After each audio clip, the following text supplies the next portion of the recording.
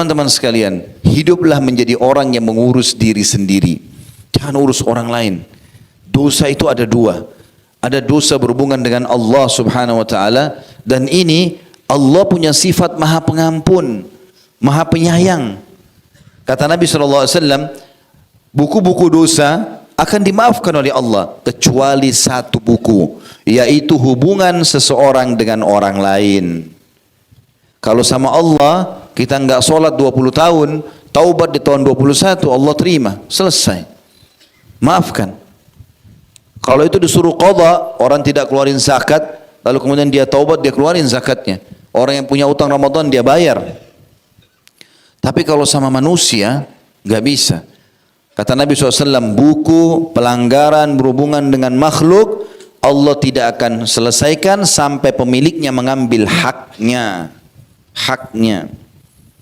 Kalau berhubungan dengan manusia ada 3 dosa. Ada dosa yang berhubungan dengan masalah pengambilan materi, kayak mencuri misalnya, ngambil bendahnya dia.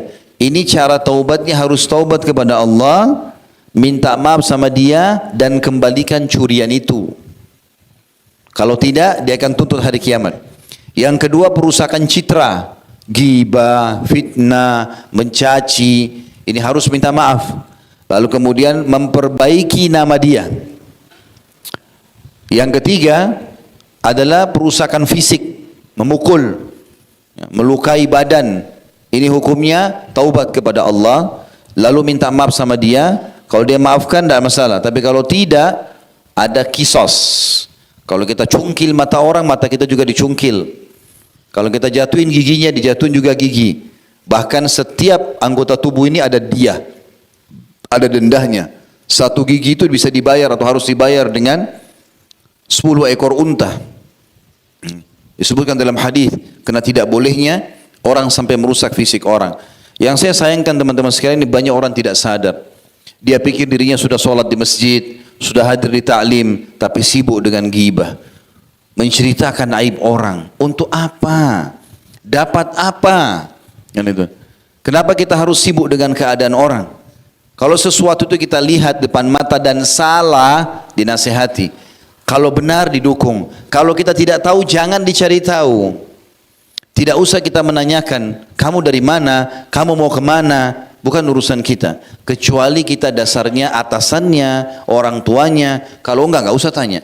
Kenapa Pak kamu pakai baju itu? Kenapa Pak kamu pakai sendal ini? Kenapa beli mobil merek itu? Kenapa kamu menikah sama fulan? Bukan urusan kita.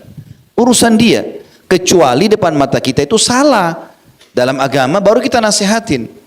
Berapa banyak orang yang sibuk dengan keadaan ini? Ghibah itu teman-teman adalah sesuatu aib yang ada pada orang.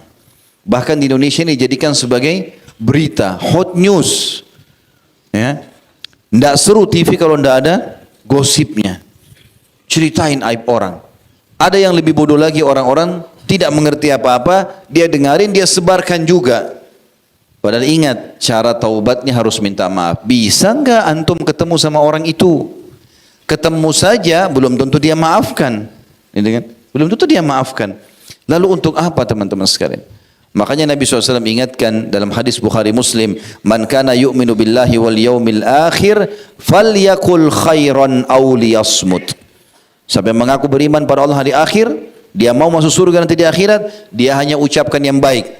Kata ulama hadis, yang baik itu adalah zikrullah, baca Quran, berdoa, nasihat atau tanya kabar. Yang lain nanya-nanyain macam-macam tidak ada manfaatnya, tidak ada yang ditanya. Makanya Nabi SAW mengatakan juga dalam hadis lain, min husni islamil mar'i tarkuhu ma la ya'ni. Termasuk kesempurnaan Islam seseorang muslim adalah meninggalkan apa yang tidak bermanfaat bagi dia, baik pertanyaan ataupun sikap atau perilaku. Di dalam hadis yang lain dari Abu Hurairah radhiyallahu anhu bahwasanya Nabi SAW bersabda, ketika Allah menciptakan surga, dia mengutus Jibril kepada surga lalu berfirman, lihatlah padanya dan apa yang aku sediakan bagi penghuninya. Lalu Jibril mendatangi dan melihatnya berikut apa yang disediakan oleh Allah untuknya. Lalu kemudian ia kembali kepadanya dan mengatakan, demi keperkasaanmu tidak ada seorang pun dari hambamu mendengarnya saja, mendengar surga, kecuali pasti dia akan berusaha masuk ke dalamnya. Kemudian Allah memerintahkan supaya surga dikelilingi dengan hal-hal yang tidak disenangi.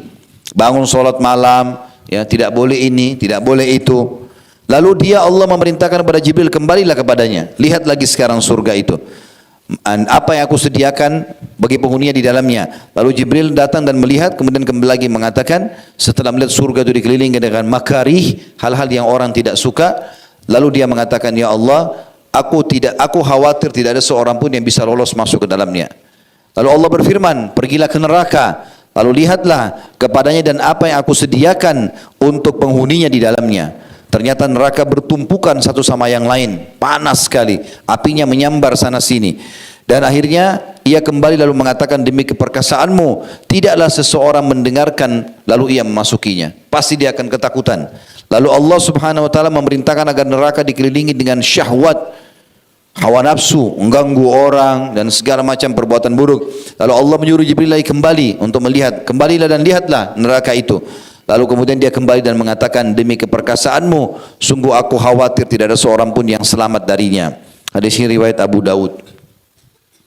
Saudaraku seiman, api itu kalau awal dibakar biasanya dia berwarna orange, ya. Kemudian bisa berpindah ke hijau, biru, ya. Tingkatan-tingkatannya ada. Kalau mulai panas sekali biasanya merah, agak gelap. Lebih panas lagi kalau sudah hitam, ya. Itu memang tahapan panasnya. Dan neraka jahanam itu hitam. Jadi bukan api merah seperti yang kita bayangkan, karena sudah terlalu panas. Disebutkan di dalam surah Ibrahim ayat 49 sampai 50. A'udzu billahi minasyaitonir rajim. Wa taral mujrimina yawma idzin muqarranina fil asfad sarabiluhum min qatirani wa taghsha wujuhahumun nar. Dan pada hari itu hai Muhammad, engkau akan melihat orang-orang yang berdosa bersama-sama diikat dengan belenggu. Ya, belenggu itu berarti bagian leher, bagian dua tangan dan dua kaki semuanya diikat. Pakaian mereka dari cairan aspal yang panas dan wajah mereka ditutup dengan api. Jadi api neraka jahanam itu sifatnya juga dalam surah Al-Humazah disebutkan, innaha alaihim mu'sadah. Ya. Neraka jahanam itu terhadap mereka mu'sadah. Mu'sadah salah satu maknanya adalah multasiqah, melekat.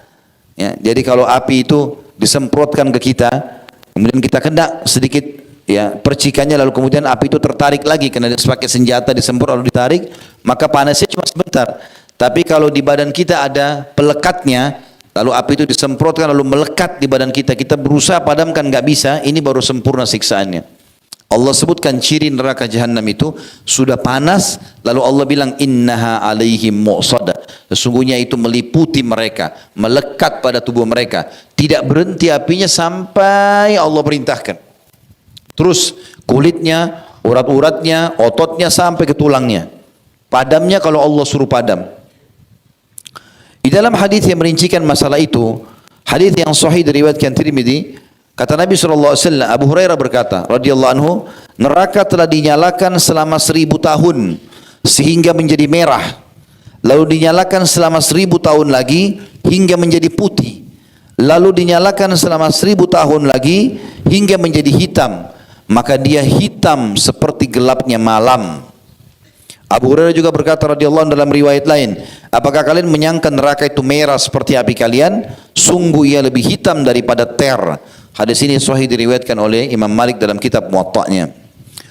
Juga Abu Musa al-Asy'ari radhiyallahu anhu mengatakan, Nabi SAW bersabda, ada 4 perkara yang masih tersisa dalam umatku dari perkara-perkara jahiliyah yang tidak bisa mereka tinggalkan.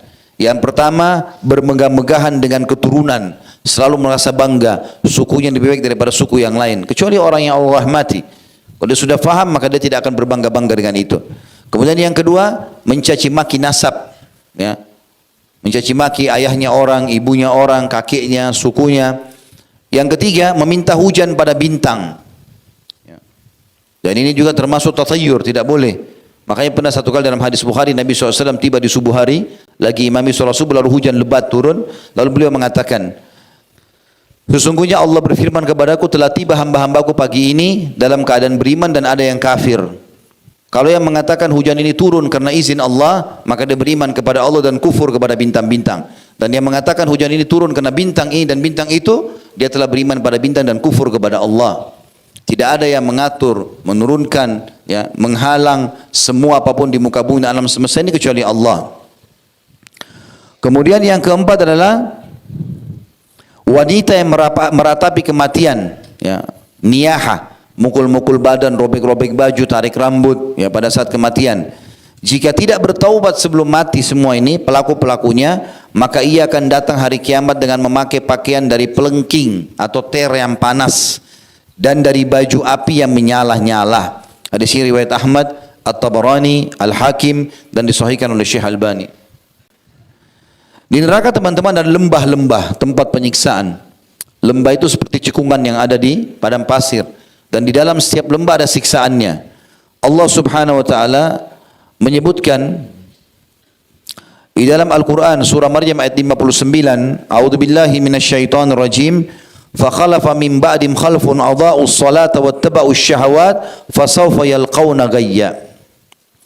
Lalu datanglah setelah mereka pengganti yang mengabaikan solat dan mengikuti keinginannya, maka mereka kelak akan tersesat. Abdullah bin Mas'ud menjelaskan tentang firman Allah, fasawfa yalqauna ghayya, mereka pasti akan sesat nantinya. Yakni dimaksud sebuah lembah di neraka jahanam yang sangat dalam dasarnya, sangat busuk baunya. Hadis ini disebutkan dalam tafsir Ibnu Katsir di jilid 3 halaman 128. Juga Nabi SAW bersabda melalui Ali bin Abi Thalib radhiyallahu anhu yang menyampaikan hadis riwayat Baihaqi dengan sanad hasan, ta'awwadhu billahi min jubbil hazan aywadil hazan. Qila ya Rasulullah, wa ma jubbul hazan? Aywadil hazan, qala wadin fi jahannam tata'awwadhu minhu jahannamu kulla yawmin 70 marrah a'addaha Allahu lil qurra'il mura'in. Berlindunglah kalian dari lembah neraka jahanam yang bernama lembah al-hazan, lembah kesedihan. Lalu ditanyakan, ya Rasulullah, apa itu lembah kesedihan? Maka Nabi SAW bersabda, sebuah lembah di neraka jahanam yang neraka jahanam sendiri berlindung kepadanya 70 kali setiap harinya. Ia disediakan oleh Allah untuk para pembaca Al-Quran yang riya. Ya. Ini menandakan memang di neraka jahanam ada, ya, ada lembah, ya, ada lembah.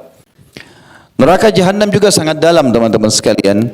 Disebutkan di dalam surah An-Nisa ayat 145, Allah berfirman, A'udzubillahi minasyaitonir rajim, innal munafiqina fid darkil asfali minan nar.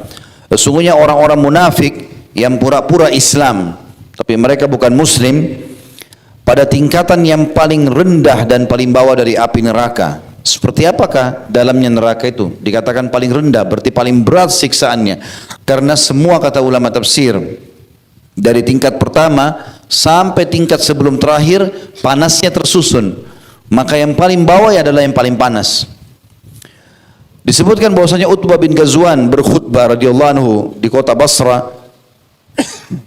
Pada saat beliau mengingatkan penduduk Basra yang banyak berkeluh kesah tentang kekurangan harta, padahal mereka sudah melimpah dan mereka sibuk dengan urusan dunianya, lupa akhiratnya, tinggalkan jihad, malas sholat berjamaah di masjid. Maka beliau khutbah lalu beliau mengatakan, ketahuilah telah sampai kepada kami bahwasanya batu dilemparkan dari pintu utama neraka, terus saja melayang selama 70 tahun dan belum mencapai dasarnya. Demi Allah, ia akan penuh, apakah kalian heran? Juga Hasan Basri rahimahullah mengatakan, Umar bin Khattab radhiyallahu anhu mengatakan, perbanyaklah mengingat neraka karena apinya sangat panas, dasarnya sangat dalam, dan alat pemukulnya terbuat dari besi. Hadis riwayat Tirmidzi dengan sanad hasan. Abu Hurairah juga meriwayatkan radhiyallahu anhu, kami tengah berada di sisi Nabi sallallahu alaihi wasallam, lalu kami mendengar suara gemuruh yang sangat keras seperti guntur yang menggelegar. Lalu kami bertanya, lalu Nabi SAW bertanya, tahukah kalian suara apa itu? Kami menjawab, Allah dan Rasulnya yang lebih tahu. Beliau menjawab, ini adalah batu yang dikirimkan Allah ke dalam neraka jahanam sejak 70 tahun dan baru kali ini tiba di dasarnya. Hadis ini diriwayatkan oleh Imam Muslim. Jadi neraka teman-teman bukan bangunan yang kecil, 1 hektar, 5 hektar, 10 hektar, 100 hektar. Dalamnya 70 tahun. Artinya kalau kita dilempar saja melayang-layang 70 tahun baru sampai ke dasarnya. Ini pun kata ulama hadis, kalau yang dimaksud 70 tahun waktu dunia, kalau waktu akhirat itu berarti dikali 1000, gitu kan? Dan itu sangat dalam, siksaan yang tidak berhenti. Dari sana sini jeritan-jeritan, ya. Di neraka jahanam Tidak cukup saja teman-teman sekalian seseorang itu dilempar lalu dibakar, tetapi supaya dia merasakan maksimal, maka dia akan dirantai, dibelenggu. Allah menyebutkan dalam surah Insan ayat 4, A'udzubillahi minasyaitonir rajim. Inna a'tadna lil kafirina salasila wa aglalan wa sa'ira. Sungguh kami telah menyediakan bagi orang-orang kafir rantai-rantai, belenggu-belenggu dan neraka yang menyala-nyala. Disebutkan dari hadis Nabi SAW, beliau mengatakan, sungguh kalau mata rantainya neraka itu, ya, mengisyaratkan seperti batok kepala manusia. Kata Nabi SAW, kalau satu mata rantai neraka seperti batok kepala manusia, itu dilempar dari langit ke bumi sejauh perjalanan 500 tahun, niscaya sampai ke bumi sebelum malam. Jika ia dikirim dari pangkal rantai, niscaya berjalan selama 40 tahun, malam dan siang sebelum sampai ke dasarnya. Artinya rantai yang sangat besar dan akan melilit badan seseorang ahli neraka. Jadi tinggi orang ahli neraka itu akan kita kembali di akhirat seperti surga, 60 hasta ke langit, 60 siku, 30 meter tingginya. Penghuni surga, penghuni neraka awal dibangkitkan, tapi penghuni surga tetap dengan tinggi itu, nanti ahli neraka dibesarkan lagi, lebih besar daripada itu. Kemudian nanti mereka dikasih rantai 70 hasta. Jadi kata ulama, dililit dari kakinya, diputar rantai itu terus, tidak ada jarak diantaranya sampai ke kepala. 5 hasta itu dilebihkan di atas kepala, 5 hasta dilebihkan di kaki. Maka dia seperti makanan yang akan dipanggang, tidak bisa bergerak. Sehingga kalau kena api neraka, rantai tersebut akan menyala lalu membakar tubuhnya, serta api itu akan menembus sampai ke tulang-tulangnya. Dia tidak mati, hangus, belang, bolong badan-badannya, rusak organ tubuhnya. Kalau sudah rusak sama sekali, Allah ganti lagi dengan yang baru. Dan proses pengembalian supaya utuh itu juga sudah cukup untuk pedih. Kalau tadi pagi saya sempat jelaskan teman-teman, ahli surga makan dan minum bukan karena lapar dan bukan karena haus. Dan ini menyebabkan orang menikmati itu. Kita kalau lagi lapar, pengen makan apa saja, intinya lapar kita hilang. Sehingga kita sudah tidak menikmati makanan. Tapi kalau kita sudah kenyang, atau kita baru makan lalu orang tawarkan, mau makan apa Pak? Makan apa Bu? Maka kita masih bisa milih, saya mau makan ini, saya tidak mau yang itu misalnya. Begitu juga minum. Kalau kita lagi haus pesan, saya minta air es misalnya. Maka kalau kita lagi tidak haus, mau minum apa? Mau minum hangat, mau minum dingin, kita masih bisa milih. Dan kita bisa menikmatinya. Di surga, orang makan dan minum bukan karena lapar, bukan karena haus, sehingga dia menikmati sekali. Tapi di neraka tidak, akan muncul setiap saat rasa lapar, rasa haus. Tapi perhatikan apa yang Allah kasih kepada mereka. Minumannya apa? Makanannya apa? Allah sebutkan dalam surah Ibrahim ayat 15-17 yang artinya, dan mereka diberikan kemenangan, dan mereka memohon diberikan kemenangan, dan binasalah semua orang yang berlaku sewenang-wenang lagi keras kepala. Di hadapan mereka neraka jahanam, dan dia diberi minuman dengan air nanah yang ditegukkan air nanah itu, dan dia hampir tidak bisa menelannya, dan datanglah bahaya maut kepadanya dari segenap penjuru, tetapi dia tidak juga mati, dan di hadapannya masih ada azab yang berat. Dari surah Ibrahim ayat 15-17 menjelaskan mereka akan diberikan minuman nanah.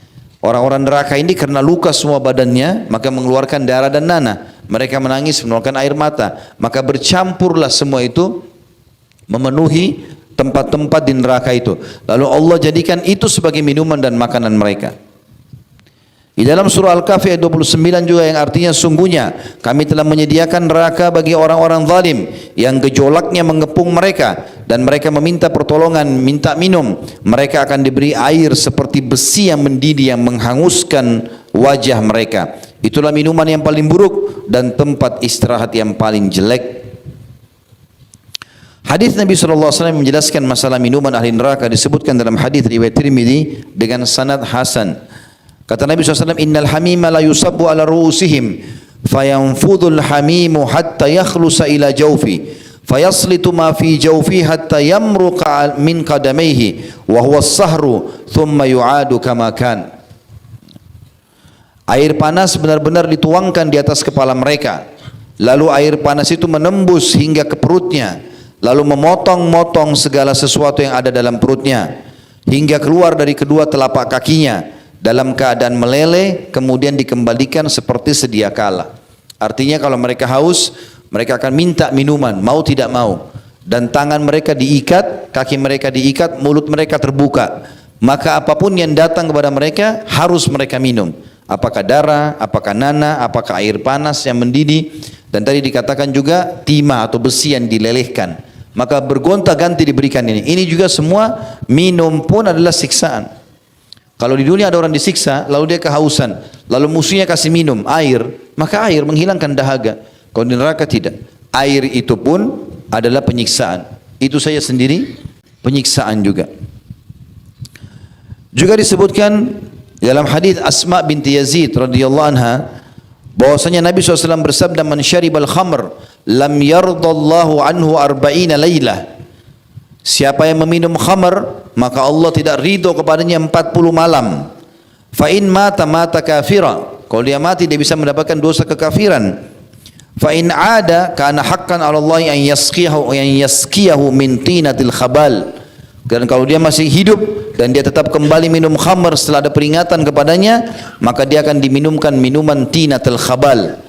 Qalat qila ya Rasulullah wa ma tinatul khabal? Asma binti Yazid berkata radhiyallahu anha, para sahabat bertanya, ya Rasulullah, apa itu tinatul khabal? Maka kata Nabi SAW, sadidu ahlin nar, nanahnya penghuni neraka. Itu adalah minumannya. Nah, itu adalah minumannya. Saya harap teman-teman bersabar karena panasnya udara. Ya. Saya bisa mengetahui itu, tapi insya Allah kipas sudah dinyalakan ini. Mungkin yang sebelah kanan saya bisa dikencangkan kalau memang bisa. Masih bisa dilanjutkan dengan panas begini? Alhamdulillah. Allah itu akan memberikan balasan pahala sesuai dengan kadar pengorbanan. Jadi ulama mengatakan kalau seandainya orang pergi sholat subuh di Amerika atau di Eropa di musim salju sampai mereka kedinginan 0 derajat, itu beda pahalanya dengan kalau kita di Indonesia yang pergi masjid tidak panas, tidak apa gitu. Sesuai dengan kadar juhud, kadar upaya. Orang kalau lagi tidak berzina karena tidak ada godaan, beda dengan orang kalau tinggalkan zina sementara godaan lagi bergejolak, pahalanya lebih besar. Jadi begitu juga di majelis ilmu. Kalau dingin-dingin sama panas-panas beda pahalanya. Ya. Mudah-mudahan ini ada tambahan pahala ya. Baik. Itu minuman ahli neraka tadi, naudzubillah. Sekarang kita masuk ke makanan ahli neraka. Disebutkan dalam surah Ad-Dukhan. Surah Dukhan ini ayat 43 sampai 46. A'udzubillahi minasyaitonir rajim. Inna syajarataz zakum ta'amul athim kalmuhli yagli fil butun kaghallil hamim. Yang artinya sungguh pohon zakum itu makanan bagi orang-orang yang banyak dosa, seperti cairan tembaga yang mendidih di dalam perut, seperti mendidihnya air yang sangat panas. Di dalam Al-Ghashiyah ayat 6 juga Allah mengatakan, a'udzubillahi minasyaitonir rajim, laisa lahum ta'amun illa min dhari'. Ahli neraka tidak akan makan kecuali dari pohon yang berduri. Kata Nabi SAW menggambarkan tentang masalah buah zakum ini yang merupakan makanan khasnya ahli neraka, naudzubillah. Beliau berkata dari Ibnu Abbas radhiyallahu anhuma, "Lau anna qatratan minaz zakumi qutirat fi darid dunya la afsadat ala ahli dunya ma'aishahum, fa kaifa biman yakunu ta'amuh atau ta'amah." Seandainya setetes saja buah zakum diambil lalu diteteskan di bumi ini, maka akan rusak semua kehidupan bumi ini. Setetes saja. Lalu kata Nabi SAW, bagaimana dengan orang yang itu menjadi makanannya? Maka buah zakum, buah yang pada saat orang lapar pengen sekali makan, mulutnya dibuka, tangannya terantai, kakinya terantai, harus dia makan. Maka masuklah buah zakum yang seperti ter tadi, ya seperti besi meleleh panas, kemudian masuk dan merusak seluruh tubuhnya, robek semuanya, hancur semuanya, meledak badannya, lalu diutuhkan kembali. Begitu seterusnya, siksaan demi siksaan datang. Penghuni neraka, teman-teman sekalian, tubuh mereka akan mengeras dan juga tampang mereka akan memburuk. Disebutkan dalam hadis riwayat Muslim dan Tirmidzi, Abu Hurairah berkata radhiyallahu anhu, Nabi SAW bersabda, gigi gerahamnya orang kafir di neraka seperti gunung Uhud. Gigi geraham, satu giginya saja seperti gunung Uhud, dan ketebalan kulitnya setebal perjalanan 3 hari. Kata ulama hadis, yang dimaksud di sini adalah Allah perbesar tubuh mereka. Karena makin besar tubuhnya, makin dia rasakan sakit. Contoh misal, ini contoh saja. Kalau seandainya kita seseorang di sini mau pengen pukul perutnya semut. Mudah atau sulit? Sulit. Kenapa? Karena semutnya kecil. Tapi kalau kita mau pukul perutnya gajah, mudah. Bahkan kita bisa target sasarannya di titik mana bisa, karena besar. Maka penghuni neraka dibesarkan tubuh mereka berlipat-lipat ganda agar mereka mudah disiksa dari semua sisi tubuhnya. Abu Hurairah juga beriwayatkan, Nabi SAW bersabda, ketebalan kulit orang kafir adalah 42 hasta, 20 meter. Gigi geraham mereka seperti bukit Uhud, dan tempat duduk mereka di Jahannam sejauh Mekah dan Madinah. Hadis ini riwayat Tirmidzi dengan sanad hasan. Juga Abu Hurairah meriwayatkan sabda Nabi SAW, yauma nad'u kulla unasim biimamihim. Ingatlah pada hari kami memanggil manusia dengan imam-imam mereka, memimpin mereka masing-masing. Surah Isra ayat 71. Seseorang dari mereka dipanggil, lalu diberikan buku catatannya dengan tangan kanannya. Ia ditinggikan tubuhnya menjadi 60 hasta, diputihkan wajahnya, dan di kepalanya dipasang mahkota dari cahaya yang berkilauan. Ini kalau orang itu beriman. Dia akan dipanggil nanti, lalu diberikan buku catatan dengan tangan kanannya. Dia sudah tahu dia akan masuk surga. Di hari kiamat kita kalau terima buku di tangan kanan berarti akan ahli surga, tangan kiri berarti penghuni neraka. Lalu diputihkan wajahnya dan di kepalanya dipasangkan mahkota dari cahaya yang berkilauan. Ia pun kembali kepada teman-temannya orang beriman. Ketika mereka melihatnya dari jauh, mereka mengatakan, ya Allah, berikanlah kepada kami seperti ini, berkahilah kami dalam hal ini. Hingga ia datang kepada teman-temannya, lalu mereka mengatakan, bergembira. Lalu ia mengatakan, bergembiralah, setiap orang dari kalian akan seperti ini. Kemudian orang-orang kafir, maka wajah mereka dihitamkan pada hari kiamat, ya, karena ada api yang melekat di wajahnya, dan tubuhnya ditinggikan menjadi 60 hasta, 30 meter dalam rupa Adam, dan dipakaikan mahkota dari api. Ketika sahabat-sahabatnya melihatnya, mereka mengatakan, kami berlindung kepada Allah dari keburukan ini. Ya Allah, jangan berikan kepada kami seperti ini. Lalu ketika ia datang, dia mengatakan kepada teman-temannya, dia mengatakan, ya Allah, hinakanlah. Ya, teman-temannya mengatakan, ya Allah, hinakan dia, jauhkan dari kami. Lalu ia mengatakan, semoga Allah menjauhkan kalian, tapi ketahuilah sesungguhnya pasti seseorang di antara kalian akan seperti ini. Hadis ini hasan, diriwayatkan oleh Tirmidzi. Mujahid berkata, rahimahullah, Ibnu Abbas pernah bertanya, tahukah kamu bagaimana luasnya neraka Jahannam? Kata Mujahid, tidak tahu. Maka ia mengatakan, ya, demi Allah kau tidak tahu bahwa jarak antara daun telinga salah seorang dari mereka dengan pundaknya. Jadi antara telinga ini sama pundak, jarak ini saja. Orang kafir neraka, kata Ibnu Abbas, jarak antara daun telinga salah seorang dari mereka dengan pundaknya sejauh jarak 70 tahun. Di dalamnya mengalir lembah-lembah nanah dan darah, kena luka semuanya. Aku bertanya, apakah sungai-sungai? Maka ia mengatakan tidak, tapi lembah-lembah. Hadis ini sahih riwayat Imam Ahmad. Juga Abu Sa'id Al-Khudri meriwayatkan radhiyallahu anhu bahwasanya Nabi SAW bersabda tentang firman Allah dalam surah Al-Mu'minun ayat 104. A'udzubillahi minasyaitonirrajim wa hum fiha kalihun, dan mereka penghuni neraka itu dalam keadaan cacat. Ya. Dikatakan dalam ayat ini, mereka di neraka dalam keadaan muram dan bibir mereka cacat. Yakni, kata Nabi SAW, tashwin naru fataqallasu syafatuhu al-ulya hatta tabluga wasata ra'sihi wa tastarkhi syafatuhu sufla hatta tadriba surratah. Ketahuilah, kata Nabi SAW, penghuni neraka akan dipanggang di dalam api, saking panasnya terkelupas bibir atasnya, bibir bagian atas, wa'udzubillah, hingga mencapai kepalanya. Bibirnya melebar karena panasnya sampai bisa dilipat ke kepalanya, dan bibir bawahnya meleleh, membesar sampai bisa ke pusarnya. Hadis ini riwayat Tirmidzi dan dinilai hasan sahih.